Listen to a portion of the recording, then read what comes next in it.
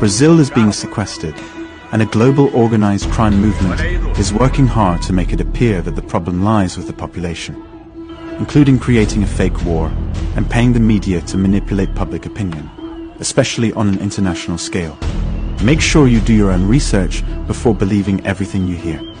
The Brazilian Supreme Court Minister, Alexander de Moraes, started a dictatorship and is forcing the population to accept Lula da Silva as president. Lula da Silva is a criminal politician, convicted for 12 years, who was released after only 580 days, and now holds the presidency through fraud in the elections. Electronic voting machines were manipulated, resulting in 4 to 5 days of peaceful protest against corruption, the biggest demonstration in human history. In the wake of Lula's official ceremony on December 12, 2022, Alexander de Moraes declared war on the population. In fact, the dictator minister aligned with organized crime has ordered the arrest of all indigenous people criticizing his abuse of power. 7 indigenous tribes in Brazil claimed their voting machines returned 0 votes to their candidates, and they are being arrested for questioning these counts. It's so absurd that it's nearly impossible to believe this is Brazil rather than Venezuela or China. But the dictatorship being implemented is exactly the same. In the meantime, Alexander de Moraes is protected by a kind of Gestapo police, the same strategy as Hitler. But on the streets, a fake war is being stoked by infiltrators from the extreme left. They terrorize non-violent protesters and local homeowners. Exactly the same method was used in the Capitol case in the USA. It's a premeditated action by the extreme left-wing Black Bloc and criminal supporters of Lula da Silva, the leader of the gang.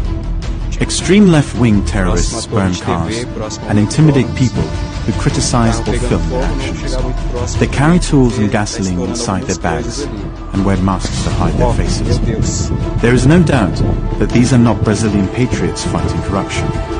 Their 4 to 5 day protest was peaceful, without violence, without crimes, and there wasn't a drop of rubbish on the ground. This was a very badly organized attempt to manipulate public opinion by the extreme left. They'll have to create another theatre scene because this one didn't work. They are trying to paint those fighting against criminal politicians as violent and criminal, just like Hitler did in the past. As predicted by producer Will Lissel on September 6, 2021, in England, the new Hitler was born during the pandemic. It happened in Brazil, and now we see the results. If this atrocity occurred in your country, would you accept it? That's right, you won't. World leaders cannot expect Brazilians to watch their country being held hostage and remain silent. Brazil is ready to defend its homeland against organized crime.